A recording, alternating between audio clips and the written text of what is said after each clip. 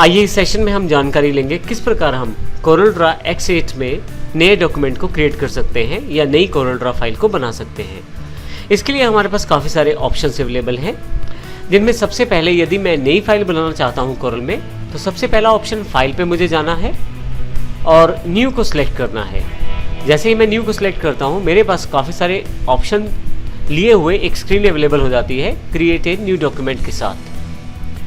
अब यहाँ यदि ध्यान दें तो आपके पास काफ़ी सारे ऑप्शंस अवेलेबल हैं। हम इन ऑप्शंस के बारे में ब्रीफ इंट्रोडक्शन लेंगे।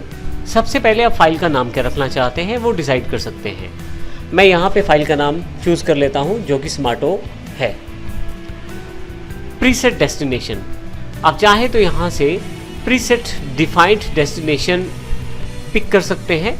जैसे कि आप वेब बेस्ड कुछ बनाना चाहते हैं या RGB डिफ़ॉल्ट चाहते हैं या CMYK डिफ़ॉल्ट में काम करना चाहते हैं। RGB और CMYK के जानकारी आपको बिल्कुल शुरू वाले लेक्चर्स में दी गई है। यदि आप उस लेक्चर को स्किप कर चुके हैं तो आप उसको अवश्य देखें, RGB और CMYK के डिफरेंस को। यहाँ पे मैं CorelDRAW डिफ़ॉल्ट को ही चूज़ कर लेता हूँ। नेक्स्ट, आपको नई फाइल बनाने से पहले ये बताना भी ज़रूरी है कि साइज़ क्या हो। आप यहाँ डिफरेंट साइजेस को सिलेक्ट कर सकते हैं। बहुत तरह की रेजोल्यूशन और बहुत तरह के साइजेस पहले से प्री डिफाइंड हैं, जैसे कि वेब पेज के साइजेस, वेब बैनर्स के साइजेस, आपके नॉर्मल पेजेस के साइजेस। मैं यहाँ से A4 सेलेक्ट कर लेता हूँ। आप चाहें तो यहाँ से विड्थ और हाइट कस्टमाइज भी कर सकते हैं और यूनिट भी यहीं से डिसाइड कर सकते हैं।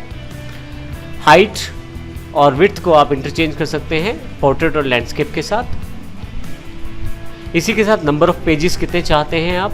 प्राइमरी कलर मोड आप कौन सा चाहते हैं, RGB और CMYK।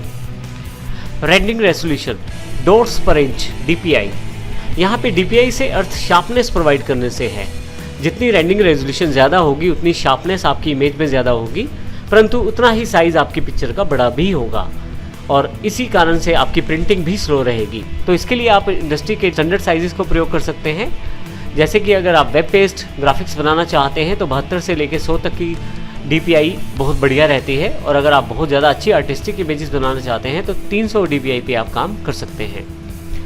प्रीव्यू मोड, आपके पास काफ़ी तरह के प्रीव्यू मोड हैं जिनकी जानकारी हम आने वाले सेशन में लेंगे, परंतु एक डिफरेंस यहाँ पे ये है कि एनहांस्ड आपका डिफ़ॉल्ट प्रीव्यू मोड रहता है। अपनी CorelDRAW के अंदर ड्राइंग की हुई सभी चीज़ों को देख पाते हैं, परंतु यदि आप कलर्स इफेक्ट के बिना देखना चाहते हैं तो वायर फ्रेम का प्रयोग कर सकते हैं, और यदि आप ड्राफ्टिंग के साथ देखना चाहते हैं तो ड्राफ्ट मोड के साथ। अभी मैं एनहांस्ड ही रहने देता हूँ इसे। आप कलर सेटिंग भी कर सकते हैं, यहाँ से RGB प्रोफाइल चूज़ कर सकते हैं। मैं यहाँ पे डिफ़ॉल्ट यही रहने देता हूँ। अगर आप किसी अन्य RGB प्रोफाइल से काम करना चाहते हैं तो आप सिलेक्ट कर सकते हैं यहाँ से। इसी तरह से यदि आप CMYK प्रोफाइल से काम करना चाहते हैं तो वो फाइनलाइज कर सकते हैं। प्रोफाइल का अर्थ यहाँ पे डिफ़ाइन किए गए पहले इंडस्ट्री स्टैंडर्ड से हैं, और इन स्टैंडर्ड्स की जानकारी आप इंटरनेट पे जाकर आसानी से प्राप्त कर सकते हैं। हालांकि मैं डिफ़ॉल्ट को ही प्रेफर करता हूँ। ग्रे स्केल प्रोफाइल है, आप उसको चूज़ कर सकते हैं कितना परसेंटेज इसका ग्रे स्केल प्रोफाइल रहे इसका। रेंडरिंग इंटेंट जो है वो रिलेटिव कलर आइमेट्रिक रहेगा, और आप इसको एब्सोल्यूट भी कर सकते हैं, परसेप्चुअल भी कर सकते हैं और सैचुरेशन भी कर सकते हैं। हालांकि आप डिफ़ॉल्ट ड्राइंग्स में इनिशियली बिगनर लेवल्स पे अगर आप जुड़ना चाहते हैं तो आप इनको चेंज मत करें, और बाद में एक बार एक्सपर्ट होने के बाद इनको अवश्य चेंज करके देखें क्या फ़र्क पड़ता है। ऊपर दिए गए किसी भी ऑप्शन पे जब आप जाते हैं तो उसकी डिस्क्रिप्शन यहाँ नीचे की तरफ दिखाई जाती है। आप यहाँ माउस लेके जाएं तो आप देखें हर चीज़ के बारे में इंफॉर्मेशन नीचे दी गई है। एक ब्रीफ इंफॉर्मेशन डिस्क्रिप्शन यहाँ पे आपको उस पर्टिकुलर कमांड की जानकारी देती है। फाइनली ये सब सेटिंग्स के बाद मैं ओके करता हूँ और मेरे पास एक पेज अवेलेबल हो जाता है। आप देखेंगे अब की बार यहाँ पे पेज का नाम अनटाइटल्ड के बजाय स्मार्टो आया है, क्योंकि मैंने वहाँ पे नाम पहले से ही दे दिया था। ये सबसे पहला तरीका है नई फाइल को बनाने का। दूसरा तरीका, आप इस प्लस के निशान पे क्लिक करें, फिर से वही बॉक्स आपके सामने आ जाएगा। इस पर्टिकुलर बॉक्स में जाकर आप आसानी से सभी सेटिंग्स के अकॉर्डिंग फिर से नया पेज डिफाइन कर सकते हैं। यदि आप फाइल पे जाएं तो आपके पास यहाँ न्यू के आगे शॉर्टकट डिफाइन किया गया है Ctrl+N। यदि आप इसका प्रयोग करें Ctrl+N को साथ में दबाने पर बिल्कुल इसी कमांड न्यू का ऑप्शन एनेबल हो जाता है। इसका अर्थ ये हुआ कि यदि मैं किसी नई फाइल को बनाना चाहता हूँ और कीबोर्ड पे Ctrl के साथ N प्रेस करता हूँ तो फिर से मेरे पास नया डॉक्यूमेंट क्रिएट करने के ऑप्शन अवेलेबल हो जाएंगे। नया फाइल बनाने के लिए मैं यहाँ पे स्टैंडर्ड टूल बार पे दिए गए इस टूल का, न्यू टूल का प्रयोग भी कर सकता हूँ।